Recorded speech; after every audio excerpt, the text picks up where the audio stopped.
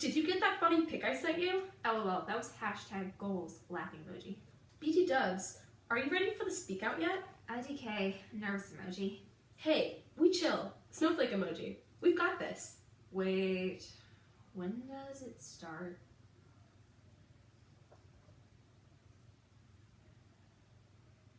BRB. Hi, I'm Brooke. And I'm Emily. And today we're going to discuss the shifts in communication in the last 20 years and how it affects our social behavior. Generation Z has become known as the most technologically advanced generation in human history. With these advancements have come more information outlets and social outreach mediums. These platforms allow us to express ourselves behind the safety of a screen, giving us a false sense of social security. Due to this lack of face-to-face interaction with others and an increased amount of virtual tech time, how we choose to interact with others has changed. It's just how our world works now. Technological advancements have led to shifts in style of communication. Generation Z is more inclined to communicate using emojis and text speak, such as LOL and JK, rather than using facial expressions and meeting in person to converse. The message we're trying to get out to all our fellow students is that while technology has helped us progress as a civilization, it can also pull apart the social threads of our fabricated society if we aren't careful. What do you do? Your cell phone bill is what's up. All this texting. OMG, INVD. It is a big deal. Who are you texting 50 times a day? IDK, my BFF Jill. Tell your BFF Jill that I'm taking away your phone. TISNF. Me paying this bill, that's what's S. Danny F. Now too much texting is NBD. Singular brings you unlimited texting, just $5 more a month. And get an LG broadband phone free. The new AT&T, your world. Look at that dinosaur. Yeah, that phone is so old and outdated. Wait, where are the emoji buttons? They didn't have any. That wasn't invented until 1998, but it became popularized with the iPhone in 2007. It was a way for people to hint at their emotions through a screen, therefore helping the reader interpret the message at hand. Wow, cellular communication has definitely changed a lot over the past 27 years. What started with that invincible brick of a Nokia phone has transformed into the fragile smartphone. Current phones utilize many applications, which we deem as ordinary, like the weather app. But back when cell phones were new, these features were non-existent. Phones used to be used for one thing and one thing only, calling others. And in 1992, they acquired a new ability, which was texting. As people began to text more frequently and casually, they unknowingly developed text speak. So what exactly is text speak? Well, text speak is characterized by not using normal grammar rules and by using acronyms or shortened words to create its own unique style.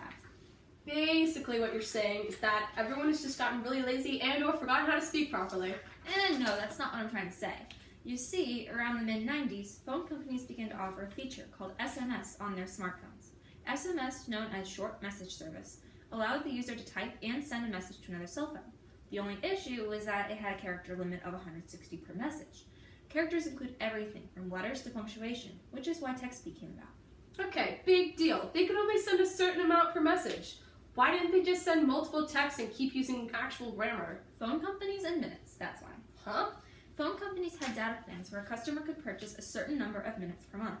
The way this worked was that for 1 minute you talked on the phone, it would cost 1 minute, and it worked for the same way with text message. One text message equaled 1 minute. Because of those minutes, people changed the way they communicate between each other to stay within their plans and still get out what they wanted to say. However, not everybody who used TextSpeak was able to stay within their data plans, but that's not uncommon today either. Especially with all the Wi-Fi and data we use for social media apps. A few of these are and are not limited to Facebook, Instagram, Snapchat especially, Twitter, and Vine. May it rest in peace. Much like Vine's short lifespan from 2013 to 2016. May it rest in peace. Okay. Twitter and Snapchat both utilize the concept of short messages. In fact, much like older cell phones, Twitter has a character max of 140 per post. On the other hand, Instagram and Facebook are limitless outlets where you can post pictures, videos, or just commentary. What exactly makes these outlets so enticing? There are 3 main reasons why they're so appealing. The first concept is the idea of hiding behind a screen. It has become easier to talk through a messaging site online rather than in person because of one little thing: eye contact. Although eye contact doesn't seem very nerve-wracking, it can create a lot of unwanted tension. It makes the conversation more personal and vulnerable, unlike when texting where you simply type words onto a blank screen and receive replies from that very same blank screen. Speaking of avoiding eye contact, by a show of hands, how many of you out there have either started or ended a relationship through text? To test this, we decided to create a survey for the senior class in order to find the answer. Before the survey, our hypothesis was that more people had started or ended a relationship over text rather than in person. However, our findings were very contradictory. Out of the 101 seniors who participated, 66 said they had started or ended a relationship in person, while 35 hadn't. Out of that same pool of seniors, 47 admitted to starting or ending a relationship over text, while 54 said they hadn't. While these numbers disprove our hypothesis, they still show that our generation is becoming more inclined to make big social decisions through text rather than in person. Secondly, not only does communicating over technology help avoid the awkwardness of eye contact, it also is a confidence booster. People sometimes appear to be more fearless when it comes to expressing opinions online, simply because they don't have to address others eye to eye. The screen to us is like the Batman mask to Bruce Wayne.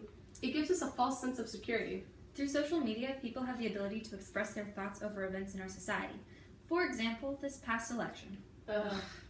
Many of us, ourselves included, dislike confrontation, to the extent that we try as much as possible to avoid it in our everyday lives. However, when we reciprocate our controversial opinions online, we feel invincible, as if the screen is our silver shield and it can protect us from any backlash, which let us tell you is not the case.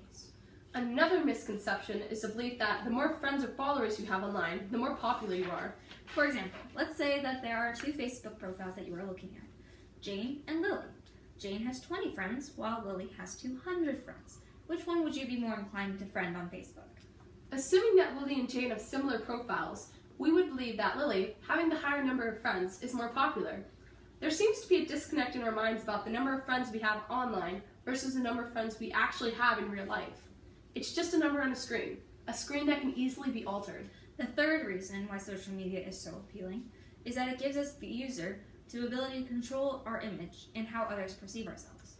Take, for example, photo filters on Instagram. They allow us to quite literally change what we look like. Here's another example. We took a picture of ourselves without a filter, and then we made a second version of the same picture with a filter. The one on the right uses filters on Instagram in order to hide those blemishes and make it more appealing. But in reality, we are making it more distorted than the original. Many of these changes are made by the account user to make them feel better about themselves. But this isn't the only way they utilize the power of control over social media. Some of the things they can also control are comments on their page by deleting unwanted ones, untagging themselves from pictures they were previously tagged in, and they can control who is their friend and who they friend. Thus, they feel more protected online. Social media users feel as though they can truly be themselves or the altered version of themselves that they want people to think they are. To show the many ways we filter our personality online, we have a short BuzzFeed video. Perfect. Post. I've taken this selfie over 100 times to make sure that I look as hot as possible.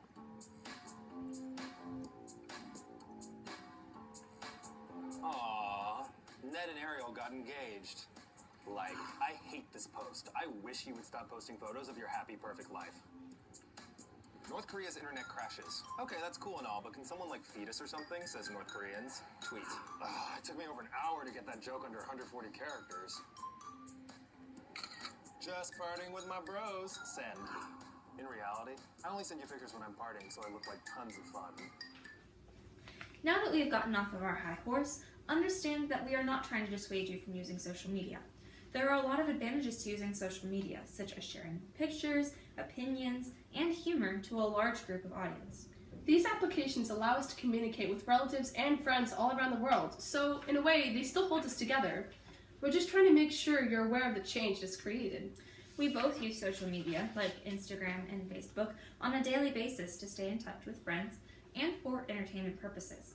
We've come to acknowledge that our generation has created an online community that has become at times more enticing than the community we live in.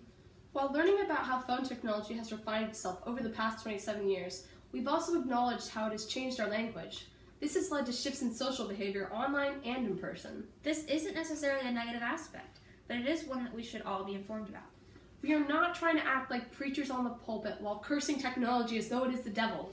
We're merely trying to convey the importance of recognizing that morphing our communication styles has an effect on our social skills. The next time you're scrolling through Facebook or texting someone, remember what we've told you here today. We hope our topic was intriguing enough to utilize in your future online excursions. I'm Brooke. And I'm Emily. And this is our idea we're sharing.